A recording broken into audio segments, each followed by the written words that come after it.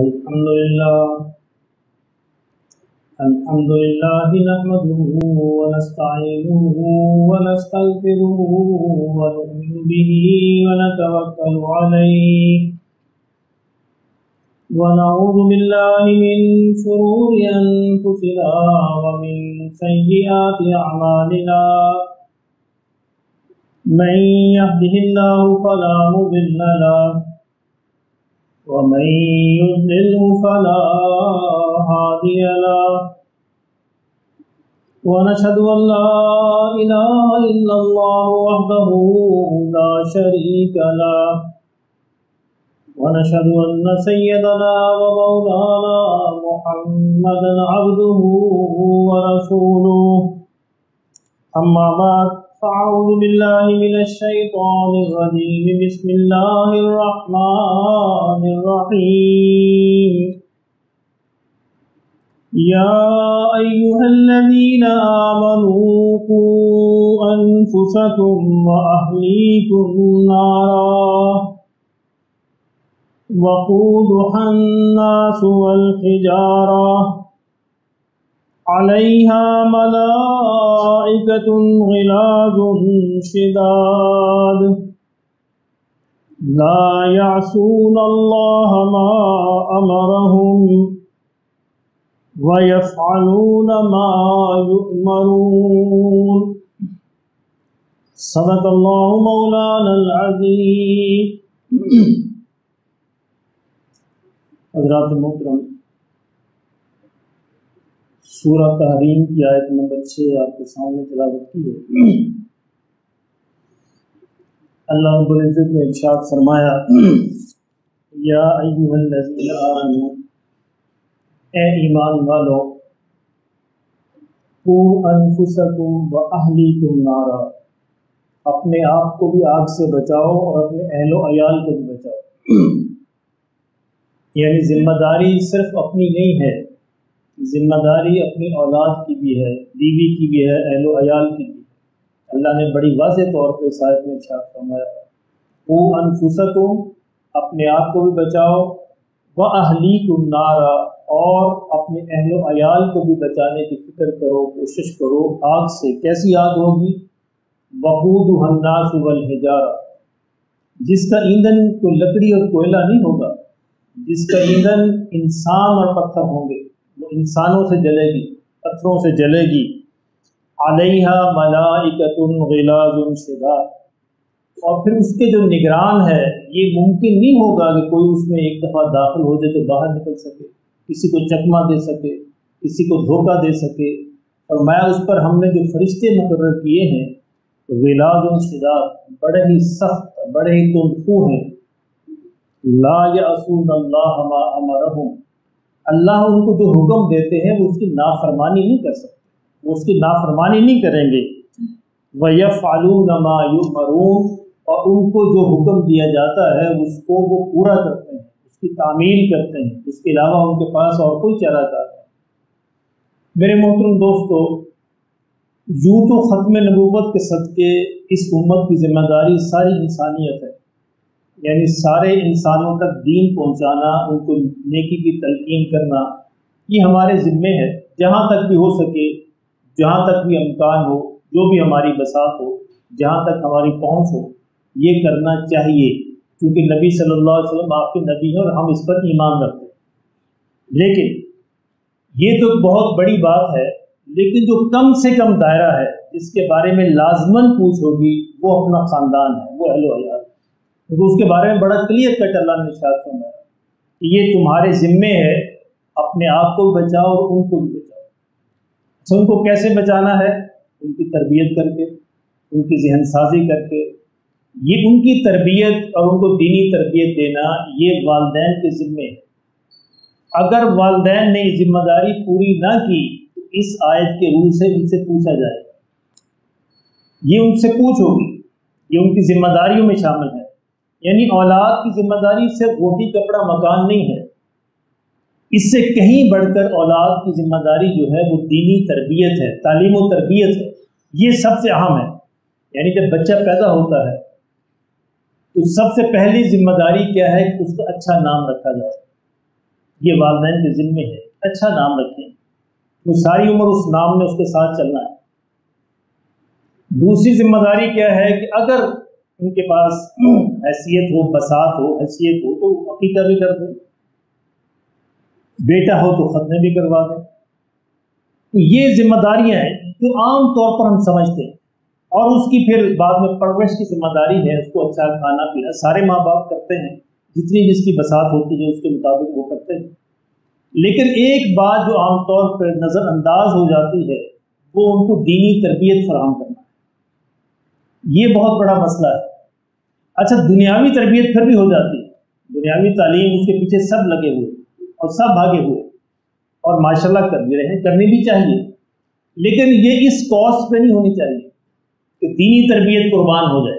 دنیاوی تعلیم آپ خوب دیجئے، جہاں تک دے سکتے ہیں دیجئے، لیکن یہ دین کی یعنی کاسٹ پہ نہیں ہونی چاہیے، دین کو قربان کر کے نہیں ہونی چاہیے، ورنہ پھر وہی ہوگا کوئی مریض تھا بیچارہ مر گیا، اب گھر والوں نے بلایا ڈاکٹر کو، ذرا ڈاکٹر صاحب اس کو دیکھیں کیا ہوا ہے۔ تو ڈاکٹر نے دیکھا، ڈاکٹر نے کہا جی اس کی آنکھیں بھی ٹھیک ہیں، ہاتھ بھی، پاؤں بھی، ناک بھی، منہ بھی، اس کے سارے اعضاء ٹھیک ہیں، بس ایک تھوڑا سا مسئلہ ہوا کہ جان نکل گئی، اور کچھ نہیں ہوا، باقی سب ٹھیک ہے۔ یہی تو مسئلہ ہے۔ ایک ہمارے ایک دوست ہیں، انہوں نے ایک بڑا بچے کو بڑی اعلیٰ تعلیم دلوائی، میں نے ان سے پوچھا کیا کر رہا ہے بیٹا؟ کہ ماشاءاللہ بڑا اچھا سیٹ ہو گیا ہے، بڑی اچھی جاب ہے، بڑی اعلیٰ تعلیم ہے، ایک تھوڑا سا مسئلہ ہو گیا۔ کیا مسئلہ ہوا؟ تھوڑا سا بے دین ہو گیا۔ ابھی بالکل ڈاکٹر والی بات کی تو بس تھوڑی سی جان نکل گئی ہے، باقی تو کچھ نہیں ہوا، باقی اس کے اعضاء ٹھیک ہے، جسم بھی صحیح سلامت ہے، بس جان نکل گئی۔ بالکل دینی تعلیم نہ دلوانا اسی طرح جیسے جان نکل جائے۔ آپ خوب تعلیم دلوائیے، بچے کو آگے بڑھائیے، لیکن اس کو قربان کر کے نہیں۔ یہ بالکل ایسے ہی ہوگا کہ اس کے اعضاء تو سلامت ہوں گے، لیکن دینی حیثیت سے اس کی جان نکل چکی ہوگی۔ میرے محترم دوستو، موت کے بعد جو ہے ہم ایک ایک لمحے، ایک ایک پل کے محتاج ہوں گے کہ ہمیں کوئی نیکی پیچھے سے پہنچ جائے۔ یعنی موت کے بعد قیامت تک کا جو عرصہ ہے جس کو برزخ کہتے ہیں، برزخ کے اندر کچھ اعمال جو ہمیں پہنچتے رہیں گے۔ ایک تو صدقہ جاریہ ہے، یعنی زندگی کے اندر آپ جو نیک عمل کر گئے، کوئی مسجد بنا دی، کوئی مدرسہ بنا دیا، کوئی اسکول بنا دیا، اسپتال بنا دیے، کوئی بھی رفاہی کام جو ہے، فلاحی کام کر گئے، تو جب تک وہ سلامت ہے انشاءاللہ اس کا ثواب آپ کو ملتا رہے گا۔ اور ایک یہ کہ آپ نے کوئی علم پڑھا دیا، یہ بھی ایک بہت بڑی دولت ہے، یعنی علم کسی کو پڑھا دینا، وہ پھر آگے پڑھائے گا اور آپ کو معلوم بھی نہیں ہوگا، یہ صدقہ جاریہ کا ایک لمبا سلسلہ قائم ہو جائے، اور یہ صرف اللہ کے کمپیوٹر ہی جان سکتے ہیں، انسان اس کا حساب نہیں لگا سکتا۔ یعنی انسان بڑا خوشی ہوتی ہے اور اللہ کے شکر بھی ادا کرتے ہیں۔ ابھی چند برس پہلے میں نے ایک لیڈی ٹیچرز کا ایک گروپ تھا یو اے کے اندر، ان کو میں نے قرآن پڑھایا، 2-3 سال میں الحمدللہ وہ اس قابل ہو گئی کہ تھوڑا قرآن سمجھنے لگے۔ اب یہ بات بھول گئی، بس قرآن مجھے بھول گئی، ختم ہو گئی۔ اب کئی برس کے بعد اسی رمضان میں ایک دن میں بیٹھا، موبائل میرے ہاتھ میں، تو واٹس ایپ میں ایک وائس میسج آیا، میں نے سنا تو آنکھوں میں آنسو آ گئے۔ تو اس نے کہا کہ سر شاید آپ میرا نام بھول گئے ہوں، میں فلاں خاتون ہوں اور میں آج کل آسٹریلیا میں ہوتی ہوں، سڈنی میں۔ اس وقت میں تراویح پڑھ کے فارغ ہوئی تھی تو آپ کے لیے میں نے بے شمار دعائیں کی، کیونکہ آپ نے جو قرآن پڑھایا تھا ہمیں تراویح پڑھنے کا مزہ آ رہا کہتے کہ اس وقت اس مسجد میں نماز پڑھ رہی ہوں، وہاں پہ 1500 عورتیں نماز پڑھیں سڈنی میں، تو میں اتنی خوش ہوتی ہوں، اور اس کے بعد پھر میں نفل پڑھ کے آپ کے لیے دعائیں کرتی ہوں کہ اللہ آپ کو جو ہے علم عمل میں لمبی زندگی عطا فرمائے۔ تو یہ سن کے آنکھوں میں آنسو ہوتے، بندہ بھول جاتا ہے علم پڑھا کے، لیکن اللہ تو نہیں بھولتا، اللہ کے رشتوں میں وہ محو نہیں ہوتا، وہ سلسلہ چلتا رہتا ہے۔ اور تیسرا جو حضور نے فرمایا صلی اللہ علیہ وسلم، وہ نیک اولاد ہے۔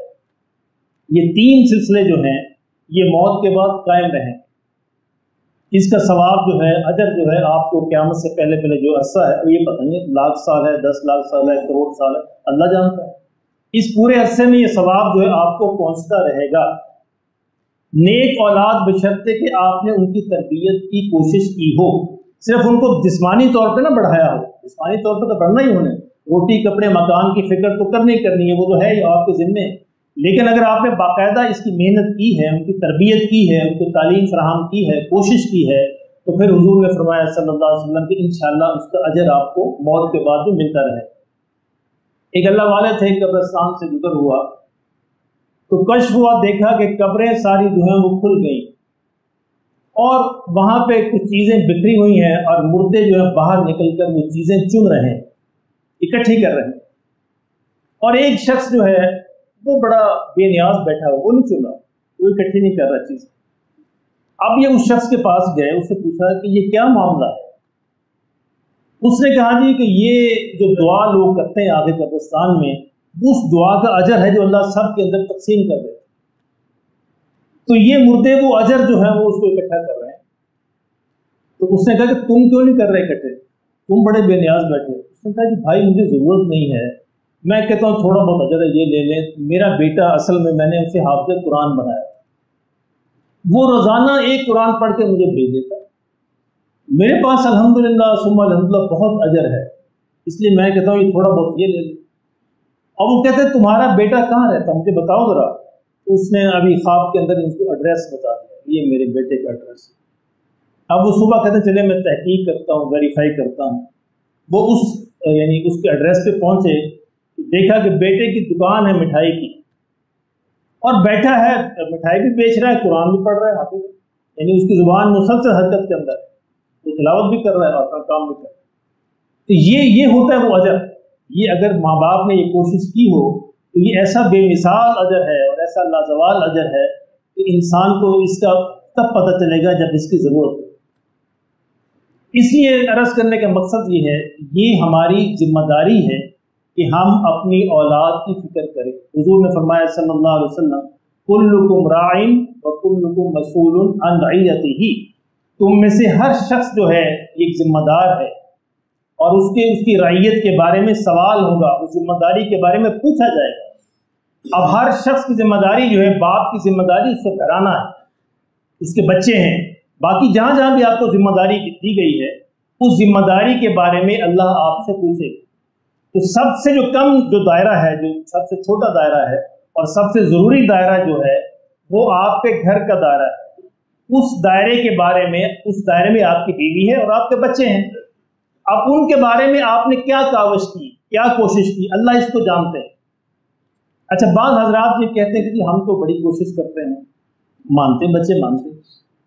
अच्छा, उसमें एक कमी रह जाती है, ये सिर्फ कोशिश नहीं करनी होती, रातों को उठ के अल्लाह के हुजूर रोना भी होता है। हमारी कोशिश की हैसियत कुछ नहीं है, अल्लाह की कसम कोई हैसियत नहीं है। अल्लाह इसको कबूल करे तो ही इसकी हैसियत बनती है, अल्लाह इसमें बरकत डाले तो हैसियत बनती है। और ये हैसियत तब बनती जब बंदा रात को अल्लाह के हुजूर उठ के खड़ा हो जाए कि मौला मैं तो ये कर सकता हूँ, मैंने बच्चे को समझा दिया, मैंने बच्चे को बता दिया, मौला फिर भी नहीं मानता, या अल्लाह क्या करूं। ये रातों को रोना हमसे चला गया है, इसलिए बच्चे नहीं मानते। ये आम शिकायत मिलती तो जी हम तो बच्चों को कहते हैं, बच्चे मानते नहीं। अच्छा, ये कहना भी फिर भी ऐसे फॉर्मेलिटी होता है, ये कहना ऐसे नहीं होता, कहना दर्द दिल के साथ होता है। यानी दर्द अगर आपको लगा हो, उस दर्द के साथ कहा हो, इसके असरात पड़ते हैं बच्चे पे। आपने फॉर्मेलिटी पूरी कर दी और यार तो नमाज पढ़ ले, ये फॉर्मेलिटी, क्या उसके पीछे दर्द मौजूद है? यानी जिस नीयत से आपने कहा है, जिस दर्द से कहा है, वो दर्द मुंतकिल होगा आगे, वो जज्बात मुंतकिल होंगे। अल्लाह ने अजीब निज़ाम रखा है। मैं क्लास के अंदर घूम रहा था तो एक नया बच्चा क्लास में दाखिल हुआ, अब वो शरारतें बड़ी कर रहा था, तो मैंने थोड़ा सा उसको ऐसे एक थप्पड़ लगा। अब वो मुझे खड़ा था, why did you beat me, ये तो इजाजत नहीं हुआ, क्यों तुमने मुझे मारा। अब उसके साथ जो बच्चा बैठा उसने उससे हाथ पकड़ा, हाथ पकड़ के खींचा, नीचे बिठा लिया। मुझे कहा तुम्हें पता नहीं, सर का हाथ मारता दिल नहीं मारता।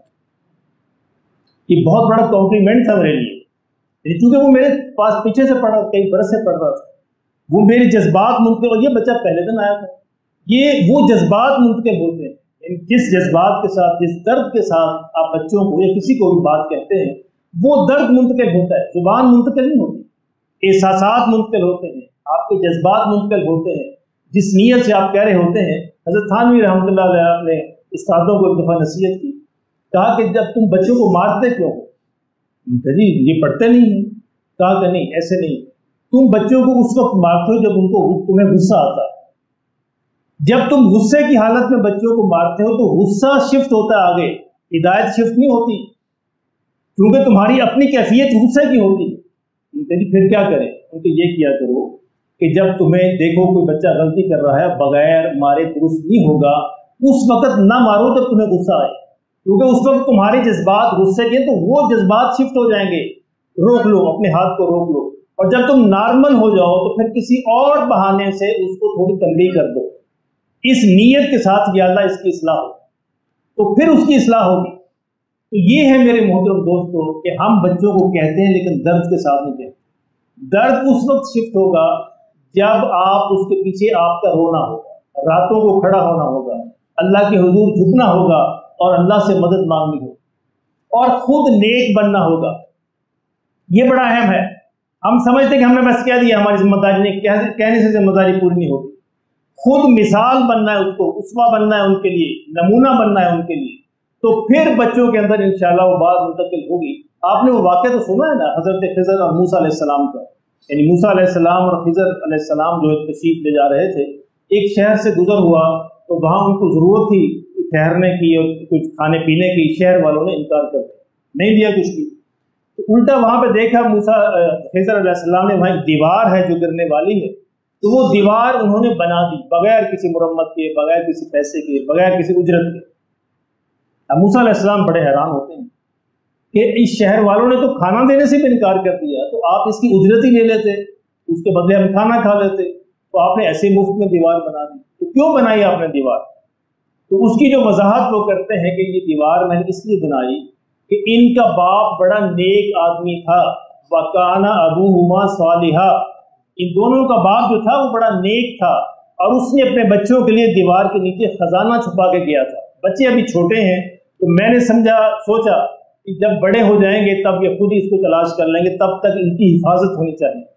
अब देखिए, बाप की नेकी जो है, बाप की सालिहियत जो है, वो कहाँ तक काम कर रही है, औलाद को मुंतकिल हो रही है।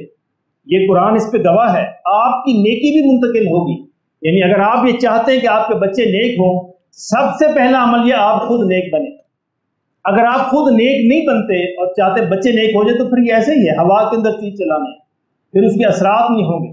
जो काम आप बच्चों से करवाना चाहते हैं वो पहले खुद कीजिए, अपने अंदर वो क्वालिटी खुद पैदा कीजिए। यानी बच्चों को आप रात को कह बच्चे झूठ न बोला करो, और बाहर एक साहब आए, कहा जाए उसको कह दे अब्बा जी घर में नहीं, यानी अभी आप लेक्चर दे के हटे हैं बच्चों को, झूठ नहीं बोलना चाहिए, और अभी आपने बच्चे से कहा अच्छा वो कह दे मैं अब्बा कर नहीं है, झूठ हो गया। अब बेटा देख रहा है अब्बा जी कर क्या रहे हैं, अब वो सारे के सारा सत्यानाश हो जाए। 1 घंटे का लेक्चर, उस पर पानी फिर जाए। एक टीचर क्लास में खड़ा बच्चों को ये समझा रहा है कि बच्चों नमाज पढ़नी चाहिए, और अजान हो गई और टीचर ने नमाज नहीं पढ़ी, 1 घंटे का लेक्चर सत्यानाश हो गया। अगर एक जुमला कह दे लेकिन नमाज के वक्त पे नमाज मिस ना करे, अब ये असर मुंतकिल हो जाएगा, बच्चों में असर पड़ेगा इसका, उसका एक जुमला काफी हो जाएगा। अगर उसके पीछे अमल है, अगर उसके पीछे दुआ है, अगर उसके पीछे रातों का रोना है, तो ये बहुत जरूरी है कि बच्चों की तरबियत में अगर हम ये समझते हैं कि हमारे बच्चे ठीक नहीं हो रहे, हमारे बच्चे नेक नहीं बन रहे, हम तो ये कहते भी हैं, तो कहना काफी नहीं होता। कहने के साथ जरूरी है कि दिल के अंदर दर्द पैदा हो, तड़प पैदा हो। पता है जब तड़प पैदा होती है तो खुद ब खुद आंसू निकल आते हैं, ऐसे नहीं होता। ये आप अपना जायजा लीजिए कि तड़प है, तड़प होगी तो आंसू निकलेंगे, तड़प होगी तो रोना आएगा, या अल्लाह क्या हो गया, अपनी मजबूरी आप बताएंगे अल्लाह को, या अल्लाह मैं ये भी कर रहा हूँ, ये भी कर रहा हूँ, ये भी कर रहा हूँ। आप समझते हैं लोग इसमें मिसाल देते हैं नूह अलैहिस्सलाम, जो नूह अलैहिस्सलाम का बेटा भी तो काफिर हो गया, ऐसे नहीं। अल्लाह सूरह नूह पढ़ के देखिए, सूरह नूह के अंदर नूह अलैहिस्सलाम अपना पूरा दुखड़ा सुनाते हैं। अल्लाह 900 बरस है, 900 बरस, यानी जिस शख्स ने 900 बरस मेहनत की हो उम्मत पर, क्या बेटे पे मेहनत नहीं की होगी? वो समझाते हैं, अल्लाह को बताते हैं, या अल्लाह मैंने इनको दिन को भी समझाया, मैंने इनको रात को भी समझाया, मैंने इनको अकेले भी समझाया, मैंने इनको मजमे के अंदर भी समझाया, मैंने छुप कर भी समझाया, एलानिया भी समझाया, मौला मैंने हर कोशिश की, या अल्लाह फिर भी नहीं समझ, अब मैं क्या करूं, मेरी बस से बाहर निकल गई। तो इंसान जब इस तरह कोशिश कर ले हर तरीके से, यानी दिन को भी, रात को भी, ज़ाहिर भी, खुफिया भी, اور ہر طریقے سے کوشش کر لے، اور پھر بھی بات نہ بنے تو پھر اللہ کے حضور کھڑا ہو، پھر اپنا دکھڑا اللہ کو بیان کر دے، انشاءاللہ یہ نسخہ یہ ناکام نہیں ہوگا انشاءاللہ۔ اللہ نے اگر آپ کا دامن کو تھام لیا تو پھر آپ کے بچے انشاءاللہ بگڑیں گے نہیں۔ لیکن بات وہی ہے، پہلے نیت کریں، اور جو آپ بچوں کو بنانا چاہتے ہیں وہ آپ خود بنیں، وہ صلاحیتیں، وہ خصوصیات اور وہ کوالٹیز اپنے اندر پیدا کریں، اور پھر بچوں کو ایک جملہ کہہ دینا کافی ہوتا ہے۔ جو تبلیغ ہوتے ہیں، تبلیغ یہ اصل میں عمل ہوتا ہے، لیکچرز نہیں ہوتے، لیکچر بہت پیچھے رہ جاتے ہیں۔ امام جعفر صادق رحمۃ اللہ علیہ ان کے شاگرد کہنے لگے کہ حضرت میں نا تبلیغ پہ جا رہا ہوں کسی کے ساتھ تبلیغ کرنے، تو مجھے آپ نصیحت فرمائیے۔ تو حضرت جعفر صادق کہنے لگے بیٹا نصیحت یہ ہے کہ کوشش کرنا تمہیں بولنا نہ پڑے۔ اب غور کیجئے اس جملے پہ، کوشش کرنا کہ تمہیں بولنا نہ پڑے۔ اب تبلیغ میں تو بولنا ہی ہوتا ہے، اب لوگ سمجھتے ہیں بس ہم نے بول لیا تبلیغ ہو گئی۔ اب تبلیغ جماعتیں بھی آتی ہیں نا، وہ بیچارے بھی فارمیلٹی پوری کرتے ہیں، یعنی ایک نسخہ ان کو دیا ہوا ہے کہ گشت کرنا ہے اور 6 نمبر بیان کرنے ہیں، اور جناب بیان کر دینا ہے، کھانا ہے، پینا ہے اور سو جانا۔ یعنی ایک زمانہ تھا، آج سے 30-40 برس پہلے ہم نے دیکھا ہے کہ اگر 10 بندوں کی جماعت ہے نا تو 10 بندوں میں 5 بندے ضرور ہوتے تھے رونے والے، جو راتوں کو اس کو اللہ کے حضور ہوتے تھے، اور اب ماشاءاللہ 10 میں سے اگر 10 ہیں تو 11 کے 11 سونے والے ہیں۔ اللہ ہمارے حال پر ہے۔ یہی ہمارے گھروں کا حال ہے، یعنی گھروں کے اندر بھی ہمارے یہی حال ہو رہا ہے، تو ہم کہہ کر فارمیلٹی پوری کر کے فارغ ہو جاتی ہے۔ رسم نہیں ہے، بچوں کی تربیت رسم نہیں ہے، یہ ایک پورا مشن ہے، یہ ایک پورا مقصد ہے، اس کے اندر دل کا دکھنا ہے، دل کا درد ہے، اور اندر کی تڑپ ہے۔ مولانا الیاس رحمۃ اللہ علیہ جنہوں نے تبلیغ جماعت کی بنیاد رکھی ہے، راتوں کو اٹھ کے پھیرا کرتے تھے، لیٹ جاتے پھر اٹھتے، پھر پھرتے، لیٹ جاتے پھر اٹھتے۔ ایک دن بیوی نے پوچھا کیا بات ہے، آپ کو کوئی درد لگا ہوا ہے، کوئی درد ہو رہا ہے؟ اس نے کہا ہاں، جو درد مجھے لگا ہے نا اگر تمہیں بھی لگ جائے تو جاگنے والا 1 نہ ہو 2 ہو جائے، پھر 2 ہو جائے۔ جب درد ہوتا ہے نا انسان کو نیند نہیں آتی، غم میں بھی نیند آ جاتی ہے، فکر میں بھی نیند آ جاتی ہے، باقی چیزوں میں نیند آ جاتی ہے، لیکن درد میں نیند نہیں آتی۔ اللہ ہمیں اس ہماری سمجھ نصیب فرما دے۔ تو میرے محترم دوستو، یہ ہمارے ذمے ہے، اس لیے اس ذمہ داری کو پورا کیجیے۔ قیامت کے دن ہم اللہ سے یہ کہہ سکیں کہ یا اللہ ہم نے کوشش کی تھی، اور اللہ دلوں کے حال کو جانتا ہے، وہاں پہ دھوکہ نہیں چلے گا، دلوں کے حال کو جانتا ہے کہ اس بندے نے کتنی کوشش کی، کب کوشش کی، کیسے کوشش کی، اور کیا اس کے پیچھے تڑپ اور درد شامل تھا۔ تو اللہ ہمیں نصیب فرما دے۔ سنتے رہو۔